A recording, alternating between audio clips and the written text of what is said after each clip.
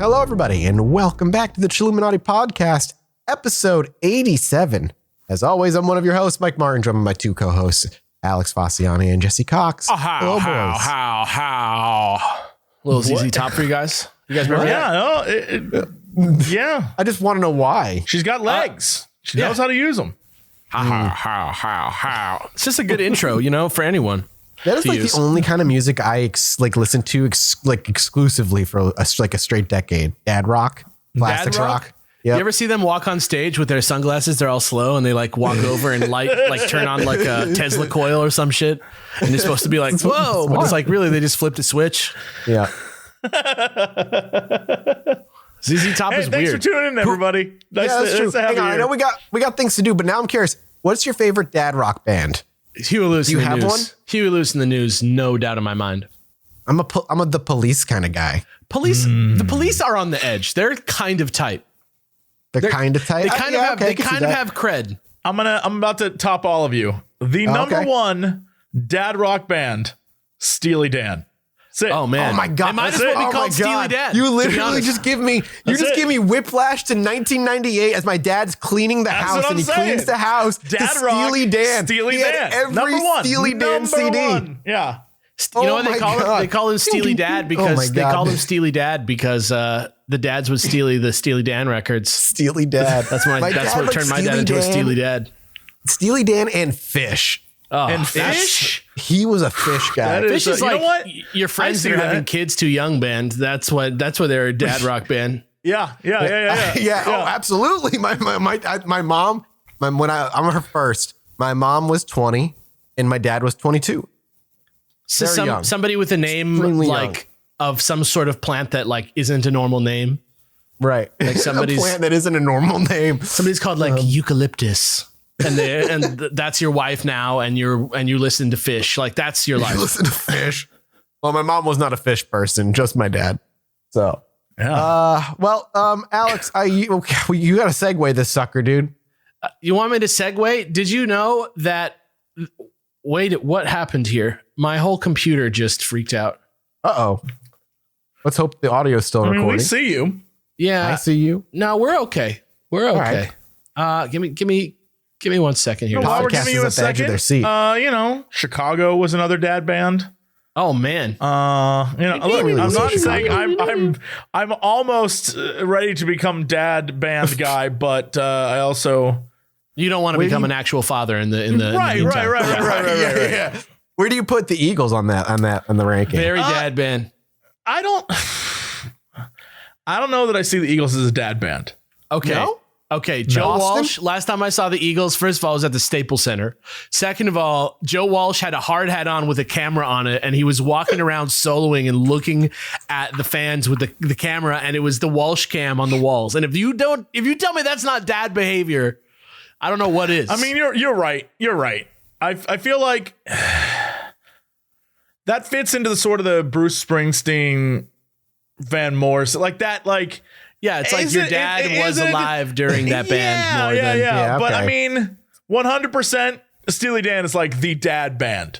Yeah. No, It's the dad band. I think you age into it, and then you're given Steely Dan albums. It's Welcome to Fatherhood. Yeah. It's like seriously, the dude, AARP I cannot card. believe you said it, and I was teleported back into into the 90s, and I was 8 years old again. Absolutely. And the list just goes on and on. And if you want the show to keep going on and on, please head over to patreon.com/Chilluminati where you can become part of the excellent group of supporters that we have over there that are literally paying to keep the show a weekly show as it is and has been for a long time. They're listening to the show. They don't have to listen to the ads. Come on. Imagine a world where you don't have to listen to the ads while you're trying to get radicalized to your new politics. I have to put an asterisk next to that. There's the only except for the ads where you're pimping or I'm pimping another podcast we're on. Those get through. That's the most famous part of the show. Nobody's losing. Don't worry. Just in case you were worried, these ads are going nowhere. The most famous part of this show is when you advertise other shows you're on. This show that I'm on now, that I'm doing an ad for right now, this is the most popular part of this show, is an ad for this show. We're going to get that guy. He's going to message and be like, it really was 10 minutes today. It really was. Yeah. The whole dad bands conversation, I count that because it's not part of the episode. I do. I count it. That's my rule. Sorry. But please, guys, go over there. You got Mel's art. You got no ads. You got beautiful. Like, honestly, it's such a good feeling to be at the end of this show and be like, it's at the end. And then you realize, oh no, I'm a patron. I have 50 frickin' mini-sodes to listen to right now that I can just go listen to. And half of them I never even heard before. We're so far ahead on mini-sodes, guys. You have no idea. You have no idea. The dearth. The dearth. What about the girth? The girth. The physical girth. You look at them all, imagine they were in some kind of crate together. The girth of that crate. Yeah, that's a girthy crate. That's a girthy crate. Chilluminati pod. A real girthy crate. We've already seen the new T-shirt that they're going to be getting as well. The T-shirt that everybody's going to be able to buy soon. The Jeff shirt looks good. It Jeff looks awesome. Shirt looks so good. Oh my god, it's so cool. And scene. Are you good? And scene. All right. Yeah. And scene. Fantastic. Well done. Scene. Well done. We have now gone through two pretty big multi-parters of varying degrees of craziness and human amongst tragedy. Some of it's surprisingly factual and just well-researched. You know what I mean? It's exactly. And it was, and truly was. And now it's time for a palate cleanser. It's time to get off the crazy train on both the Mathis and the Alex side and read some listener stories that we've gotten accumulated all right. over the past so we few didn't months. really get off the crazy. We transferred crazy trains. We're on the crazy subway now where we're not the conductors and we're just trying to get to our stop before Every we time get the doors mugged open, or something. we're somewhere new. We've never been here the before. crazy And it's really underground. exciting. It's when you get on the train and it's like one of the older ones that's like still there from the 80s and you're like, I'm on the dirty one. Okay. Yeah, exactly. Exactly. It was another dad band, dude. It's another dad band. How are you doing? All right, I'm going to start this sucker off. We'll open up. This is a story called "That Isn't the Moon" by Taihan 1872. Once upon a time, I was the last Jedi of the Order, and I was hiding out on a desert. Yeah. My mind went the same place. All right, here we go. This all happened about 3 days ago. Well, this post is I think a couple weeks old. So this is a couple weeks ago now. already starting off with lies. Starting with lies. This all happened 3 days ago. I've been losing so much sleep. It could have been 2 or even 4 days ago. Regardless, whatever I saw was unexplainable, at least to me, but maybe you guys could help.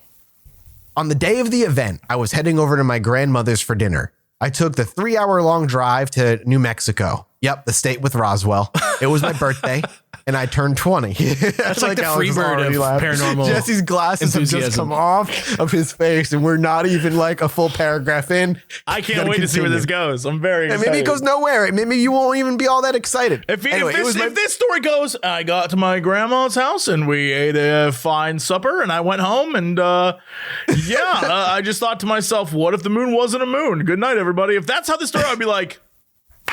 You got me. But I know this that's is not where we're technically going. true, therefore good. Therefore, it's good. It was my birthday. I turned 20, and I hadn't been able to see them in a while since I moved out of my parents, so it was nice to see them again. When I arrived, they gave me gifts, we chatted, and played some board games. It was starting to get late, and I was having a lot of fun, and since I wasn't busy the next day, I asked to spend the night and have breakfast with them tomorrow morning. They happily agreed. As time went on and my belly was full, I decided I should get myself situated with my grandparents' guest bedroom. I want to let you know. Taihan, is that who this is? Taihan. You saying to your grandparents, "Oh man, can I just stay here tonight?" You blew their minds and made them so excited. happy. They were like, "Oh!" That was the happiest you've ever made them. Imagine your grandchildren staying with you when there wasn't some sort of reason to do so. Oh shit, right? they're gonna kill us all today. Yeah, They were so thrilled. I decided I should get myself situated with my grandparents' guest bedroom. It was very strange being back. The nostalgia was overwhelming. It wasn't a good or bad feeling. I just recalled how quiet and empty the area my grandparents live can be. This probably sounds great to a lot of people, but to me, I remember it being kind of eerie. I feel like the quietness, especially as a kid, makes every small noise some kind of anomaly. Luckily nowadays, I normally sleep to podcasts or let's read creepypastas, which normally helps me sleep like a baby. What? It's slowly turning you into a psychopath. Yeah, more power to you. Reading for creepypastas help you lull you into a sleep. It's let's read. So it's just someone being like, and the monster was in the room. Would you call it creepypasta ASMR? No, because I think it's just supposed to be. It's not like, and then. It's just somebody. It's just somebody dead inside reading a story off Reddit. Or sometimes a fucking robot doing it. Which, think about that. That's not even a VTuber at that point. That's just like Microsoft's Alex or whatever it's called. This is a monetization flow I'm missing out on. I could just have robots reading Reddit posts. It really is. That dude. The videos that I watch to make episodes of this show, half of them are read by robots. Oh God, you are not kidding. And it's very creepy. It's like it's unsettling. They're like, and then the problem, and you're like, oh no. What is the scariest thing that you've ever heard at your high school? Anyway, on with the story. As I was lying down looking for a creepypasta to listen to, I noticed a light come through the window. This wasn't too unusual as my grandparents' home isn't that far from an airfield. But as the light became more beam-like and defined, I thought to myself, is there someone outside with a flashlight? I was pretty spooked, especially since it seemed like something was trying to look inside the room I was in, and I remembered both my grandparents going to bed. I cautiously left the room and knocked on my grandparents' door. I explained someone was outside. My grandma and grandpa both grabbed their guns. Yep, I have those kinds of grandparents, and walked to the front of the house, which is the same side as the bedroom window. After a quick peek outside from the window, my grandparents went outside with me, closely following behind. Soon as we got outside, it was clear. The moon looked very strange. It was colorless and had a weird tint to it. I pointed it out, and after a once over, my grandma's face went pale white. It was all white and wobbled like if the thing was made of plasma or jello. The moon or grandma's face? I'm assuming the moon. I think it's just weird phrasing. Moon? I have a feeling it's not going to be the moon. No, God. All right. I was terrified, but that quickly triumphed by excitement. I quickly grabbed my phone to take a picture. As I was taking a picture, the orb let out a beam of light like a spotlight. My eyes slowly made it over my phone, and I was paralyzed looking at the light. I felt like a helpless deer staring at some incoming headlights. That is until a gunshot pulled me out of the trance. The orb disappeared and just vanished. I looked over and realized my grandpa shot, or at least tried to shoot the light. Bold. I'm not sure what would have happened if my grandpa didn't shoot, or what might have happened since we did. The next morning, I called my mom to let her know what happened, but it seemed like my grandparents already notified half the family.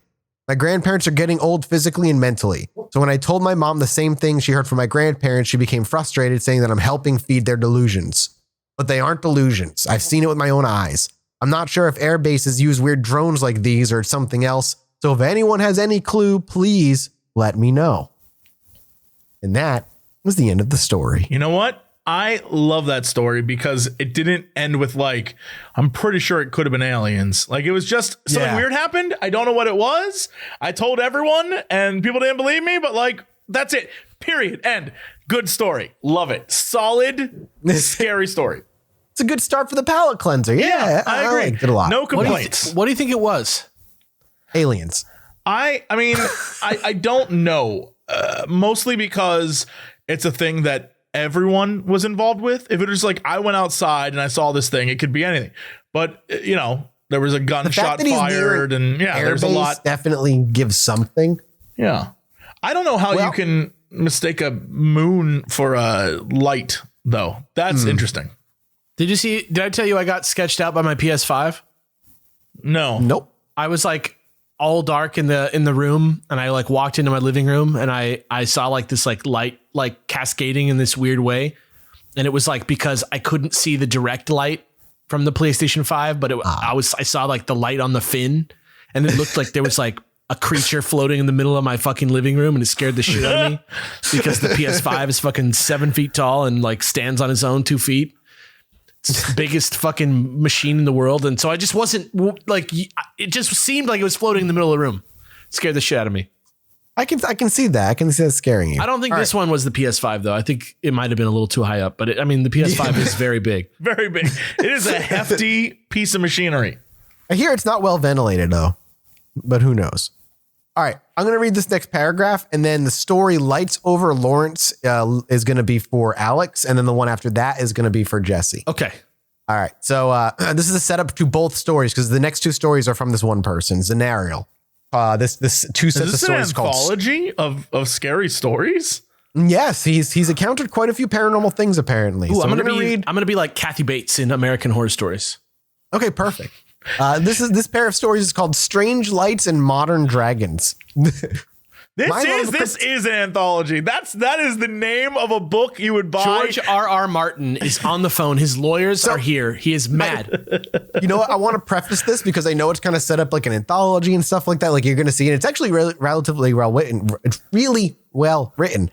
But there is attached as well the actual police report that they filed that comes along with the second story, like the actual photo of You're the giving me the police report story? Oh, I will, man. Well, there is going to be, I will give you the link to the police report after all of this. Okay. For sure. All right. So this is the preface to this. So my love of cryptids and the paranormal began at a young age. I already wrote about two of my earliest experiences in a previous story. I've returned to tell the tale of my final two paranormal experiences, which occurred when I was older, making them even more vivid in my memory. I grew up in the suburbs of Chicago, Illinois, where the first of my experiences happened. When I was 12, my parents and I moved to Livermore, California, due to my father getting a new job. The third weird thing I witnessed that I still cannot explain happened when I was probably 13 or 14 years old and a middle school student in the late 90s. That is the intro to Lights Over Lawrence, Livermore Laboratories. Okay. And in case you're wondering where Livermore is, it's like a little bit east of Oakland. If that matters to anybody in their brain. Lights Over Lawrence, Livermore Laboratories. California's seasons are all relatively the same, so I can't remember if it was summer or what. But that detail isn't really important. What I do remember is the time. It was evening, nearing dusk. The sun still lit the sky in a blue-gray color with bits of pink as sunset began to fade. My bedroom was on the second floor at the front of the house. It faced the direction of where the Lawrence Livermore Laboratories was located a few miles away. The main large window in my room was open, as it almost always was. We chose a new build home when we moved to the area, and for some reason, the ductwork was messed up, so no air conditioning or heating reached my bedroom. My room was always at whatever temperature it was outside. Yeah, it was pretty annoying, but I got used to it. Yeah, I just live in an apartment from the 1930s, and that's just how it is in here. Yeah, it's rough. It's been like 45 degrees the last couple of days too, which is not very LA. God damn. Right. I walked to my window this one evening, and something in the sky over the rooftops of the houses caught my attention. There were 3 lights in the sky in a loose V formation. At first, I figured it was a plane. The lights blinked a bit, so I didn't think too much of it, but I still continued to watch. Soon, it occurred to me that the lights hadn't moved. They seemed to be hovering in the same place. That's when I began to think it was a little strange for the lights to be a plane. The lights should have been moving if that were the case. Just as that thought crossed my mind, the 3 lights zipped off and disappeared. They moved so fast they left streaks of light in the sky in their wake. Sure, I thought it was weird, but as I'd seen a strange UFO earlier in my life, I honestly wasn't all that surprised. I want to just say that seeing something amazing twice usually doesn't just bemuse you to it. It's actually interesting. It's actually kind of a common occurrence. Those who have UFO encounters typically have them more than once in their life. Interesting to think about. I wonder why. I wonder if they have a profile. It's also generational. Yeah. I wonder if aliens have a profile. I always think about that. Yeah, I wonder. Yeah. I never spoke of it to anyone. I stored it in the quote cool thing that happened in California section of my memory, and that was the end of it. That's like my whole memory, guys. I was going to say, Alex, you must have such a huge, wide part of your brain dedicated to that one thing. Everything I do is in there. Isn't that crazy? How could that happen? I do have evidence to back this one up, though. On season 3, episode 2 of the History Channel series, UFO Hunters, they talk about the lights over Livermore Labs during the late 90s, which is when I saw them. So I gathered that it must have been that same day. I saw the episode when it aired while I was on vacation with my parents, and I couldn't believe it. It was the only time I had confirmation about a paranormal event that I personally witnessed. I can't get over how incredible that is. That would be insane. Yeah. That would be insane to like have a private moment with a scary thing and then like see a TV show about how everybody has that. That would be definitely like it would kind of bring closure, I guess. Praying to Satan. I wish I had powers. I wish it worked. What? All right, Jesse, this next one. What, man? Listen. All right. I mean, yeah. All right. Sure. But more importantly, this one's for you. What was at Livermore Labs? Why is that important to the lore of aliens? Livermore Labs? Yeah. I think what it was just there? to give a location as to where he saw them. But I don't why Labs? Why not the city? Lawrence Livermore National Laboratory is a federal research facility. Ooh. They do national security, science, and technology. Premier research and development institution. Well, there you go. Huh. Its principal responsibility is ensuring the safety, security, and reliability of the nation's nuclear weapons. Oh my God. There you go. Wow. This is like insane. Big Shell, you guys. Be careful. All right, Jesse, this next encounter by this person is also yours to read. Interesting. All right. Well, this one is, I assume, much like pterodactyls, this is pterosaurs in Utah. That's how I read it too. The PT for those dino buffs out there. You're correct. In 2002, my parents and I moved to Utah County. It was the summer after my sophomore year of high school. We bought a house about an hour south of Salt Lake City in a small town that has since grown quite a bit. At the time, though, you had to drive to the town 20 minutes away to do most of your shopping. So much like the middle of the country where you go to like Walmart an hour away. If you think about it, we walk about the same amount of time to get to the stores that are way closer to us. So it's, so it's evensies. True. And you get to park your car there. So think about that. It was during the drive home from one of these shopping trips that I saw what I can only describe as a dragon. It was a sunny afternoon, not too many clouds in the sky. My mother and I were talking with her driving and me in the passenger seat. I remember noticing something out of the corner of my eye and turned to look out the driver's side windshield. It was a dragon, the end. As I watched, something large flew over the mountain in the distance and disappeared on the other side. It happened pretty quick and was honestly uneventful.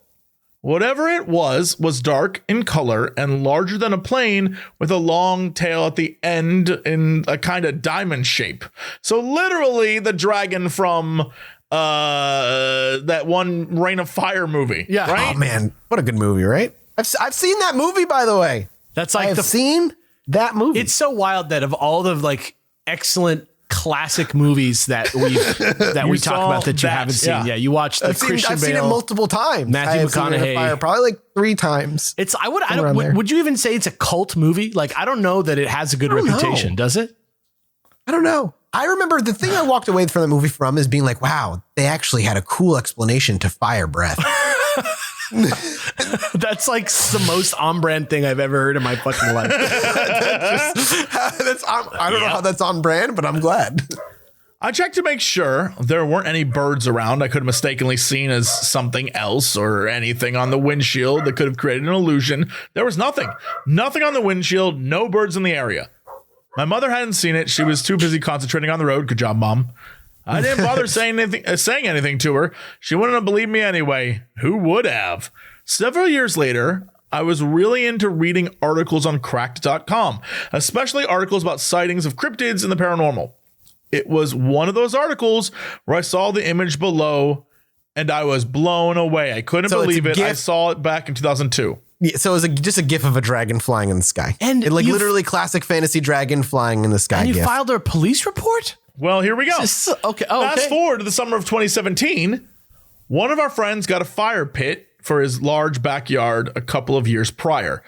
He started inviting us to fire pit nights in 2017, where we enjoy good food, good company, and beautiful view of the stars. I lied. It's not a police report. Continue. What? Everything is a lie now, Mathis. It was a science report. It was a science report. I jumped the gun on that one. Wow. I'm sorry. Continue. No, I don't want people to be depressed when we get to the end. He's Already depressed. I'm feeling great. I'm into this. It was during one of these nights that our friend in attendance told us they had seen giant bats gliding silently through the night on multiple occasions while they were out sitting around the fire pit in the years before they started inviting my husband and me. The things they described as bats apparently glowed a bit with what was probably bioluminescence. What? After the first time they saw them, our friends made sure to bring out high beam flashlights every night in case they saw them again. Are there known bats that are bioluminescent, out of curiosity? Not that I no can clue. think of. Me either. As luck would have it, the bats, or pterosaurs, as they learned these things were called, showed up again several more times, in fact. And when my friend turned the high-powered beams of light towards the creatures, everyone out in the yard that night could see them clearly. Our friends described them as dark brown in color, glowing faintly, with huge leathery wings with membranes much like a bat. What But in the hell? they were much too large to be any kind of bat species known to exist. They did not flap their wings, but soared quietly like other winged stealth predators. The friend that owned the fire pit even had thermal images to back up this claim. He had submitted the images and story to a pterosaur sighting website that also features many other sightings of these creatures around the world. I unfortunately never got to see these creatures, but the way they describe these pterosaurs keeps wanting to be like pterosaurs. These pterosaurs Tommy sounded Pterosaurs. eerily like what I had seen when we first moved to the area. I'm convinced that's what I saw that afternoon. I know what I saw, and with so many claims to back me up, there must be something out there causing these modern day pterosaur sightings. Very, very interesting. I think this can easily fall into the same categories as like what are those, like the lightning birds and Lightning birds? Yeah, Like we covered Quetzalcoatl? those on one of the earlier episodes that we did. like all of the different native like The Thunderbird. Yeah, like Thunderbird, lightning bird, Thunderbird, yes, Thunderbird. Zapdos. Yes. Yeah, but like all the different there's like all throughout history different legends of massive creatures, and I mean it could easily fall into that too if you were talking about cryptids, right? Yeah. But I guess I don't know. It depends on how clearly you saw the thing. That's the thing. Like, could it be like something that was way closer to you that you thought was bigger? Like Perception, sure. yeah, like could it be there's certain drugs that you do where you see things flying in the Yeah, air. were there any drugs involved in these stories? Like, what were you doing? Were you drinking when you were hanging out outside? Like you never know. Like, that famous scene in what's the movie with Hunter S. Thompson with Johnny Depp? Fear and Loathing in Las Vegas. Yeah. What? I was about to say Start- leaving Las Vegas. Like, wait Leaving a minute. Las That's not Vegas. right. Yeah. Vegas. No, he starts to hallucinate. He takes I forget what it is. I forget, it's ether or something like that he's just like huffing, and he starts to like see bats. And I think that's a fairly common hallucination in the desert, is like bats in the sky. So I don't know what causes it. I don't know anything about it, but there are things it could be, or it could be a living creature out there that's a bioluminescent giant bat that he jumps off with the axe and he looks real cool. And, And then he just immediately swallowed. just gets eaten. I can't believe that the trailer showed that jump and they didn't show like right after he just gets eaten. I thought he was going to like cut some dragon's head in half for like 30 feet. I thought it was going to be like the coolest thing I'd ever fucking seen as a kid. And he just, nope. That was during the time Gone. period of movies where trailers specifically lied to you. I'll never forget going to go see that one Steven Seagal movie where Steven Seagal is killed in the first 5 minutes. I was like, what? Oh, yeah, I remember that. I'll never forget that shit. like The Metal whole Gear movie was Solid like 2. Steven Seagal, and then he's dead in 5 minutes. I was like so pissed. I love that. Oh my God. I'd be like, where's my money? Now, mind you, Why- looking back now, I'm like, why did I even care? Yeah. But Imagine seeing that dude being like, I'm going to kick your ass, and being like, this guy is the coolest guy I've ever seen. I want to be just there like was him. a time period where he could do no wrong. You were like, My my macho childhood died when I watched him getting eaten by that dragon. And the last chance that I had to be like a manly man child Anything outdoorsy or rugged about me died in that dragon's mouth that day. I was like, guess I'll go play Dragon Quest. anything outdoorsy and manly about me died when the Boy Scouts took me camping. Whoa. That was it. No. All right, no, I wasn't part of one of those Boy Scout groups. I just didn't like being outside and shitting in the woods. You love to see it. Whoa. Alex, yes. I'm going to give you this next one here. Okay, this one's called My Father's Ghost Experience. It's by Baked Chicago. I approve, Baked. All right. Yo, all my life, I've been pretty secular, and I haven't even ever really believed in ghosts, monsters, or any religions. Time out. I was wondering if we were going to clarify what's happening or not. Yo, all my life I've been pretty secular, and I haven't ever really believed in ghosts, monsters, or any religions. Jesus, Bigfoot, the fucking Sphinx, you guys are fake. I just want to point out. I don't know if it's just me. But if you want to convince me that what you're about to say is totally true, if you start your thing with, yo, I believe you. I know you're about to spin I'm facts. like, who saw what? Yo, I'll be like, go on, tell me, I'm in. That being said, a story my father told me while I was probably 15, 16 shook me a bit. My father is a pretty straightforward man, and if I hadn't known of this story of his, I 100% would have pegged him for not believing in ghosts. Since I've been getting into the pod recently, I reached out to him and had him type out and elaborate on his experience he had in 1994 to 1995. The following is the email that he sent me. Yes, this is such a good one. 3800 Lakeshore Drive is a vintage condo building. It was stunning and had lake views. I just love that the father's prim and proper and the sunny rays. Listen to this fucking next sentence. The beautiful chandelier over our piano at home came from there. The previous owners, the Guttermans, owned the unit for 40 years. The guy died maybe 5 years before I bought it, and his wife lived there alone until I bought it from her. After moving in, I noticed some strange things. On the first day or two of living there, I sensed what was kind of like a wind racing fast between rooms. Whoosh, whoosh, whoosh. Strange, but I didn't get freaked out. I thought maybe a window was a little loose and outside air was coming in. I occasionally heard footsteps as if they were in the condo, but I thought maybe they were coming from the unit above. But this was a very well-built building, and it seemed like the step sounds were close. That was a little spooky. My old friend and business partner, Bruce, came over for a visit one weekend. His name is Bruce, another mutual friend. Of course, his name is fucking Bruce. I love that in my mind's eye, this dude is wearing a ship captain hat and an ascot. I love this guy. Bruce came for a visit one weekend and brought along another mutual friend, Cliff. Cliff lost a leg when he was a kid. These guys are out on a boat listening to Steely Dan right now. The writing here is just expert. Cliff lost the leg when he was a kid. He had a wooden leg that he took off at night. I slept in the master. Every life story. He had a wooden leg he took about off the at night. paranormal stuff. This is a great story. I slept. My cheeks hurt. I slept in the master. Bruce slept in the second bedroom. Cliff slept on the couch in the living room. During the night, Cliff screamed. Bruce and I ran into the living room, and a nearly naked Cliff was hopping around on one leg. He had taken off his watch when he laid down to sleep. While sleeping, he heard a bang. His watch had been picked up off the table and slammed on the floor. Definitely spooky. One day, I was standing in the dining room and the footsteps were very noticeable coming from the living room directly at me in the dining room. They stopped directly in front of me. Then I heard what sounded like someone breathing very heavily in my ear. Scared the hell out of me. Ooh. By this time, I'm thinking, this is Mr. Gutterman, who's been looking for his wife and was pissed off that I was there. Well, having been scared to death and a little mad, I spoke to the invisible Mr. Gutterman. I said that his wife moved, I lived there now, and she wasn't coming back.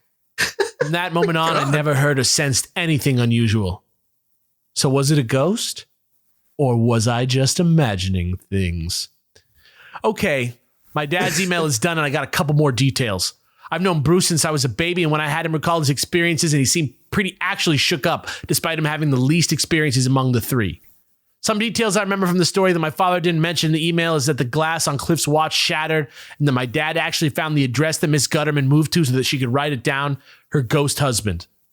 I asked him if he remembered that, and he said he didn't recall, so that means either I made that up or his mid-70s brain culled that info in the past few years.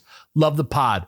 Peace. Edit. If the boys want to read this, and want to share it on the pod, that's cool. There you go. I love that story. Shout I out love to everything the about fake that. Chicago, That's a great story. Yeah, that was great. It was, wasn't it great? All right. We got one more story and then a dream for Jesse to interpret. Do I have this information? No, you don't have these. These were backups in case we ran a little short on time. I wasn't sure how long those other two stories were going to take. Oh my God. God bless that story. That was so funny. I really love that story. It was so good.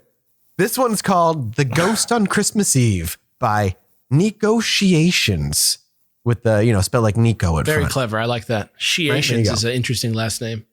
Right? Isn't it?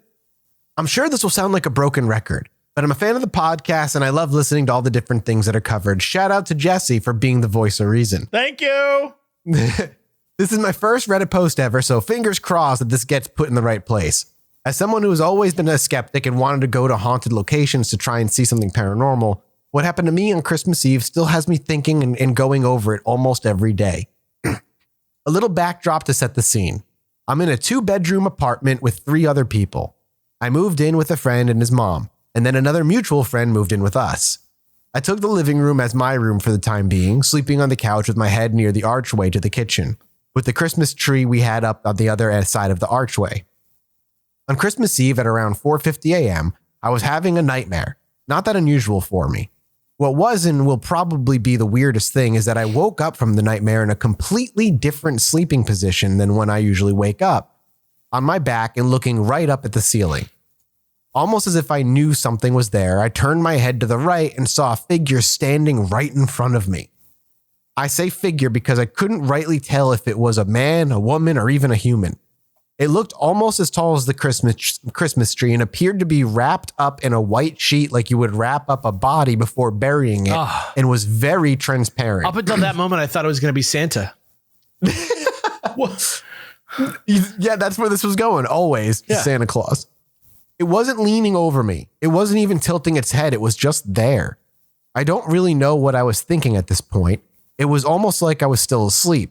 I was just staring at it, but wasn't scared, despite the fact that this was the first and only paranormal thing that I ever witnessed. It was only a few seconds of looking at it before I believed it started to move to the kitchen and out of my sight. I say I believe it started to move because I never saw it move its lower half.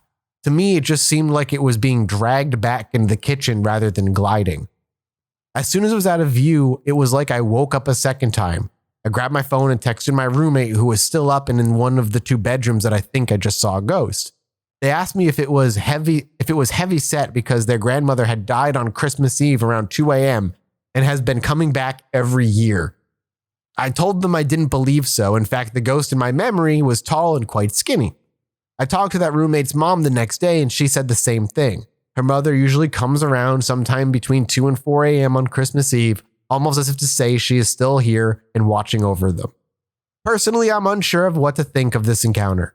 I've been here since November of 2019 and had no ghostly encounters last Christmas Eve. My girlfriend said it might be a guardian angel since it woke me up from a nightmare, but the prospect of seeing a ghost, let alone a guardian angel, has my mind reeling with questions of what this means for my concepts of the afterlife and religion. I'm writing this now on New Year's because I was reminded to write stories while listening to episode 80, the minisode compilation 8, and heard talk of other listener stories on the podcast. To all the Redditors that will read my experience and haven't experienced something paranormal yet, I hope you have a benign experience like myself. I truly believe you need to see something to fully believe it after what happened to me.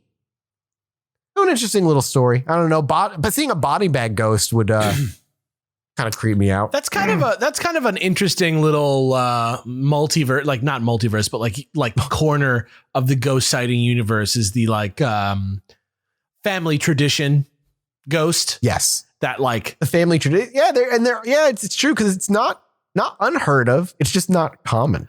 Yeah, there's plenty of people who have families where they're like, on this day every year, like there's a little something, and like, what happens? What's going on there? How do they all? What are they all experiencing? You know what I mean? Like, how do we explain that? Is it just the whole family is like sort of like sensitive or something, like playing to this same like made up thing, or is it really happening? You know what I mean? Yeah, it's interesting. I mean, it also just sometimes it could be family tradition, like you were saying, Alex. Like, yeah, grandma shows up every year, and if it's real or not, it doesn't matter. It's the idea that, you know, it's comforting. It's part of the family tradition of that holiday. Yeah. Yeah. Yeah.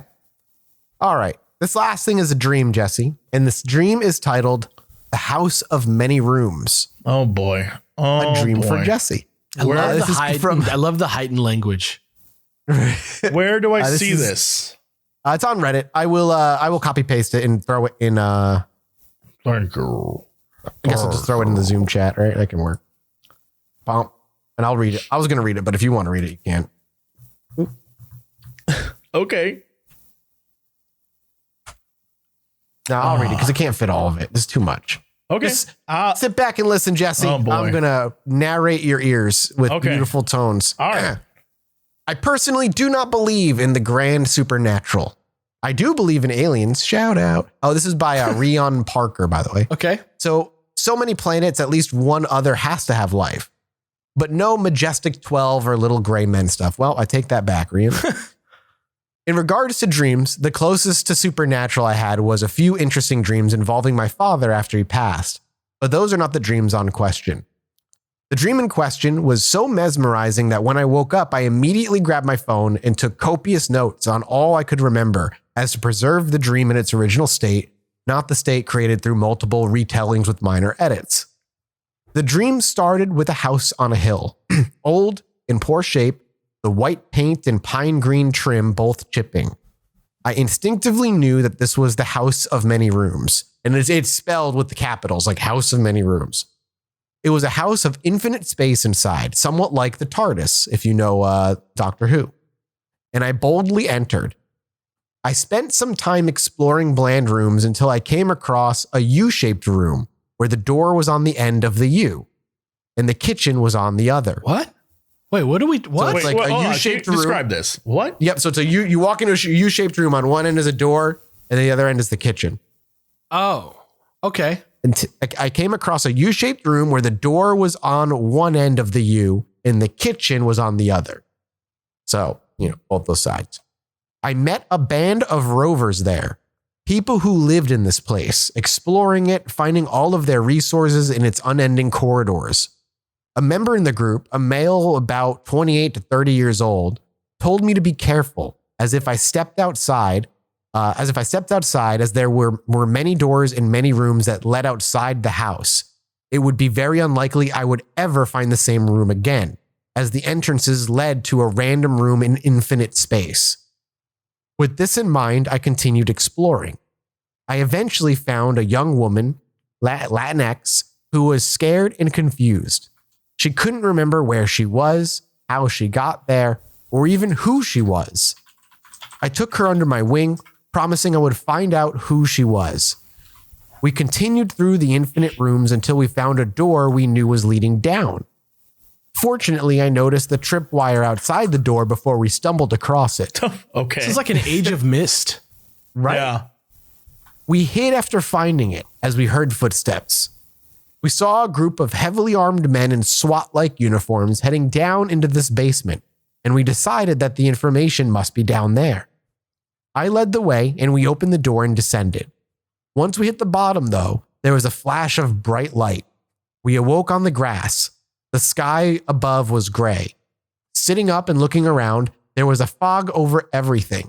The trees and skyscrapers in the distance were gray from the fog, and we seemed to be in a large city park.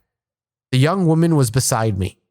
There was only one other building in the park, and so we walked toward the building, which had a similar style to the Acropolis, but not ruined. There was a woman there, a large black woman, who told us that this building connected to the many rooms as well, and that we could find her identity in the basement if we could find it again. I was determined, so we plunged back into the depths. I led the way, the young woman in tow, as we made our way through the room. I then stepped through a door, confidently leading the way. When I found myself outside the house, I had made a fatal mistake. I had gone outside, and she did not follow. The house of many rooms is infinite, and there was no way for me to find her. Just as I realized my terrible mistake, I woke up. What a well-developed lore and background for a dream. I can see why they immediately were like, this is weird. Got to write this down. Like to have so many memories. Because I've had dreams where I can wake up and for a while, I vividly remember most of it, but it's gone pretty quick and I never write anything down. Yeah, I don't. But Jesse, take it away. I've been trying to look up what the girl could mean. Everything else I think I get. I don't know. So he just found this girl in the rooms. I mean, all right. Maybe you can guess what the girl means. But so just to start, if it's a hill and like a house on a hill, that's like an infamous kind of like a lonely, right? Like that's the vibe is lonely. It's this house on a hill. It's alone. It's by itself. It's away from everything else. And so that's like the lonely vibe.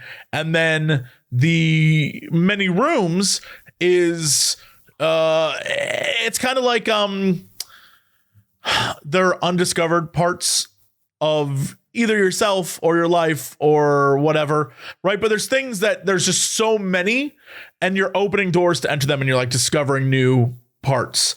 And then anything that's kind of like a secret or forbidden room is something that is blocked off, but it's like it's forbidden and it's a way it's like scary, right? It's like it's something you're afraid to experience. And that's why it's like secret and hidden. And I get that. Fog is, there's about a million things for fog. Fog is like either it's trying to shroud something, or it's a gray zone, or it's like an area between reality, like the real and the unreal. There's even like biblical explanations of what fog and dreams means. But basically the girl, I mean, like the most basic thing is in the dream world, like finding a girl in your dream is like accessing the feminine side of yourself. But I mean, in this case, who knows what that could mean? Because I mean, look, it does check out to be like a feeling of lonely. Like if you went just based off of the exact what a dream book would tell you, it's like I'm feeling lonely. There are parts of me that I'm like exploring in this loneliness. And in that loneliness, there's a place that I'm like a little weirded out by. And it could be my feminine side, like the part of me that isn't like smash stuff. It's the part like maybe I will watch the Gilmore Girls, right? Like, I don't know. I mean, that very well could be like what it is. But also there's parts of the dream that are just like, when I had my weird, crazy dream and I talked about it on like a few podcasts and even tweeted it out, where I was like, yeah, I killed God in my, like, have I told you guys this dream? What? You just like saw your played tweets, a JRPG in your dreams? All right, let me tell you this crazy dream. I want the people on Reddit to tell me what they think this dream's about. Oh, that's a good little exercise. Yeah, I'm gonna tell you this dream. Get ready for an adventure. I have had this dream maybe 100 times in my life. Uh-oh. It is a dream that plays out differently every time, but in a way that is still the same. So the conceit of the dream is like, I know this going into it. The conceit of the dream is that I hear about a really cool new horror thrill ride at an amusement park. Okay. And I guess it's just known to me because the way the dream starts is it starts at like in the middle of the ride. Like it starts when I'm in it. And the whole experience of this thrill ride thing is that it's Alex, you'll know about this. You know those like mystery theater things where it's like maybe you and one other person are the only actual guests and everyone else is an actor? Yeah. And so it's, it's an immersive experience. And then you can like watch all the people live their lives. And then at the end, it's like, who did it? Who's the killer? That kind of thing. What the fuck? Okay. And so this is a horror version of that. And the way it starts every time is I'm in bed and I open my eyes And my wife, who I know is an actress, I know she's there as part of the entertainment thing. This is a Black Mirror episode for sure. She wakes up next to me, and every time she does something different to start the dream. Every time. In fact, she's the one who wakes me up in the dream world, right? And so this last time, I opened my eyes because she was licking my forehead, and her tongue felt like a cat tongue. What the fuck? Okay. And I was like, it's so weird. And I looked at her and I recognized her as being the actress. I couldn't describe her to you. She's like an amorphous figure. She's the actress, right? She's the one who's always there, who is this character who, every time, like one time she woke me up we were holding hands and she squeezed it a little tight. Or one time she was like rubbing my leg, right? But it's nothing ever like, Peaksy. Yeah. It's nothing overtly sexual, because I know, and she knows that it's not all a part real of an amusement park. Yeah, it's not like a real all the amusement park. And so she wakes me up and she's like, all right, sweetie, today's the big day. You've got to go out and you're going to get your new car today. It's going to be so exciting. And by the way, every time the car is different. There is no like special car I want. Are you excited last time to find What if out? this is like in some the astral aliens who always pull Jesse in when they get bored. Like, all right, it's time to put him through it again. Are you Oh, like you bored of don't the even dream know where this now? is going. This is the So they're like, wake up, honey. It's time to get your car today. And this last dream, it was a Mustang. For some reason, it was a Mustang. And Clean? And so I was like, okay, sure. And every time I attempt to get out of bed, I can't, because she's operating on me. And so I know she's operating on me because there's a mirror above the bed and I can see it going on. And it's been where she's like, one time she had my gut cut open and she was operating. One time she was operating on my arm. One time she was like taking my legs off. And this time she was operating on my eye. And I could see her operating on my eye. But the thing is, again, I know it's an amusement ride. So I look over at her like, I know it's just some weird trickery in the mirror. So I look over at her. I'm like, okay, take your time. Yeah. Right? Like how I would if I was at a haunted house and like a guy jumped out. And was Are like, you "Ah," I was feeling like, "Oh, time you got passing? me." Like, how long is this taking you altogether? Great question. I don't know. It's Okay. one of those weird dreams where I don't know how time works. In fact, Right. later on, you'll be like, how does time work? So I get up, I go into the closet, and in the closet is my butler. Oh, And my butler looks like, again, nondescript butler. Couldn't describe to you what he looked like. He's just the butler. in the and- closet. In the closet. And every time he has two suits in his hand. One is like really garish and one is just a plain suit. But this time, because it was a Mustang, one was a red suit with horses on it and one was just a red suit. And I was like, I'll just take the red suit. So I put on the red suit and I go out into the living room, and my wife is in the kitchen now and she says, honey, food will be ready soon. And I'm like, okay. And the butler says, master, did you know that if your wife's in the kitchen, that'll give us time to get in the bookshelf? I'm like, oh yeah, no, we should. And apparently it's a mini game where the bookshelf is a giant wall. And at the top part of the bookshelf is like a safe. And he's like, you don't need to know the code. You can just unscrew the screws and get in the safe. And I'm like, okay. At this point, are you like, yeah, I can unscrew the screws to get to the safe? Like every time? Like, are you like over it? I'm not ever over it. I'm just like in it because it's like, it would be like if you went to the Haunted Mansion and you really like the intro bit, right? Okay. Okay. So you're just in it. You're just on the I'm ride. like in it. I know what it is. I know the vibe. And so I climb the bookcase and I get up to the top. And every time I get up there, I unscrew the safe, open it up, and inside is a remote control. And every time I notice the remote control is off because it only has 3 batteries. And so what happens is I come back down, and this time I came back down so quickly I dropped the remote and the battery spilled out. And he grabs it and puts it behind his back as the wife character walks in and says, oh dear, dinner's ready. What are you doing? And we're like, nothing. And the butler's in on it with me. He's like, nothing. And she's like, okay, I'll place the food down. And the butler's like, you need to use this remote to access that. And every time he points to another part of the bookshelf, and I don't know why this is, but it's Widowmaker from Overwatch. Hell yeah. But like, not the person, just like a doll or statue or something. And he's like, behind that is what we need.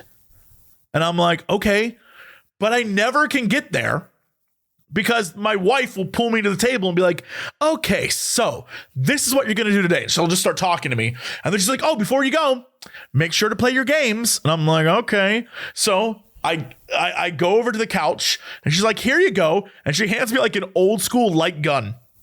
Okay. And she says, okay, have fun. And she'll leave the room.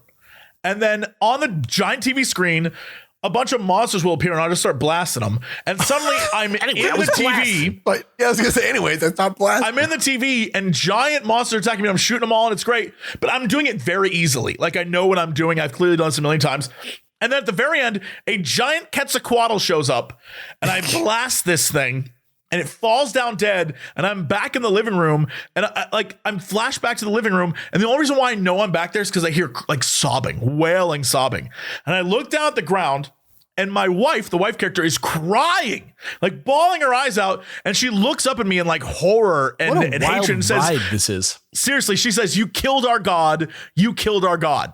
Oh my God! Wow, that takes a turn. That's a hard turn. And I'm like, what? And then suddenly there's a hard cut.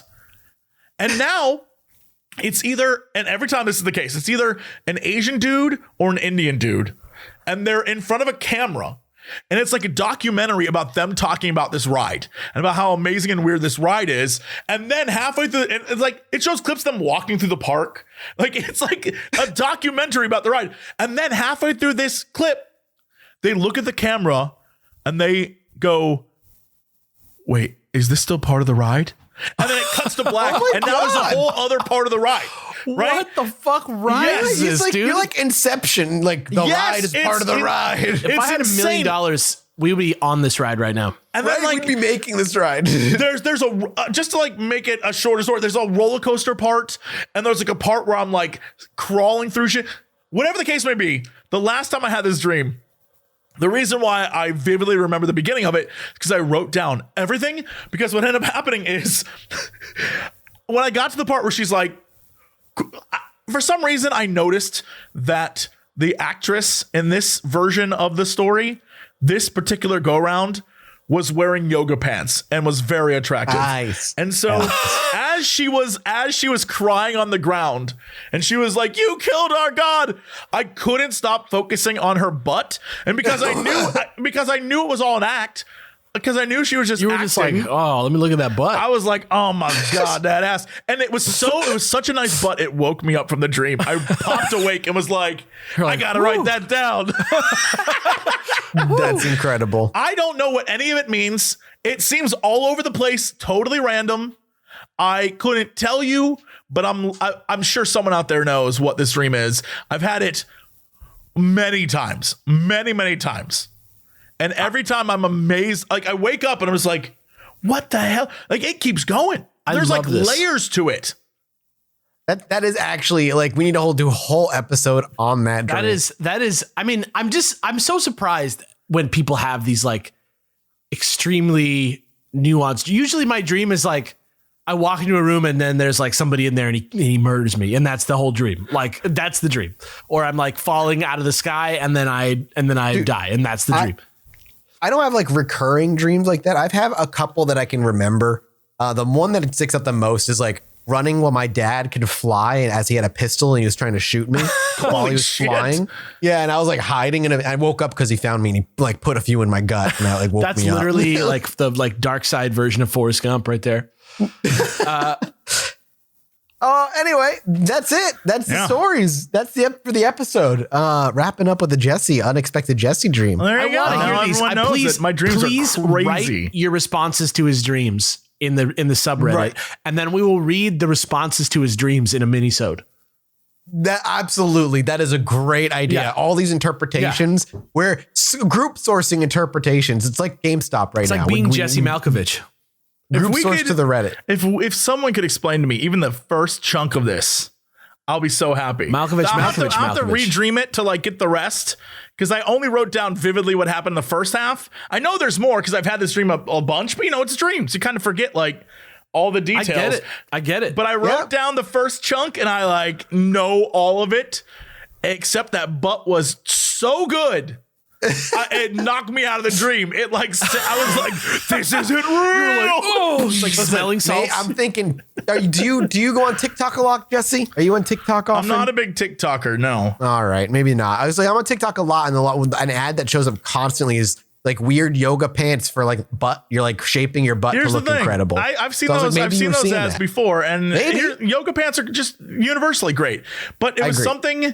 It's just a weird experience to be in a dream where you know it's not real, but not because you know it's a dream, because you're like positive you're at an amusement park. I feel totally safe. It's a weird experience. The weirdest thing, like, the thing that weirded me out was the cat's tongue bit.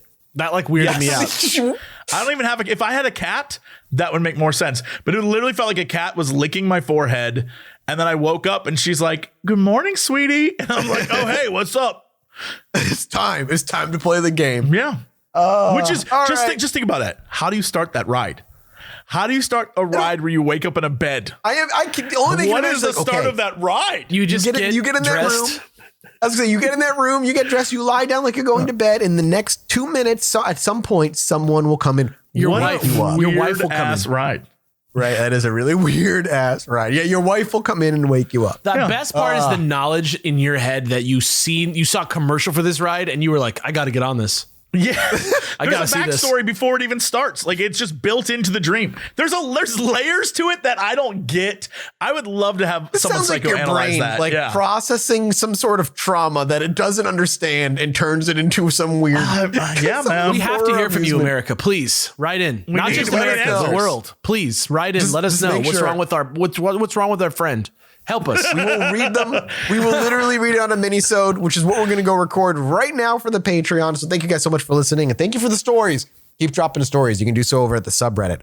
Also, if you want any of the merch on the Yeti store, grab it while you can. The sweatshirt, the OG t-shirt are both disappearing very, very soon. Can you believe it? We've got a new long sleeve t-shirt, we've got a new long sleeve shirt coming out, a new cryptid t-shirt coming out, a new pin in the design right now. So we got some things shuffling around, so grab it while you can. Other than that, drop us a review if you got from wherever you listen. Let us know how you like us. It helps a great deal in bumping this podcast to other listeners. Other than that, the Yeti, Reddit, Patreon.com/Chilluminati Pod.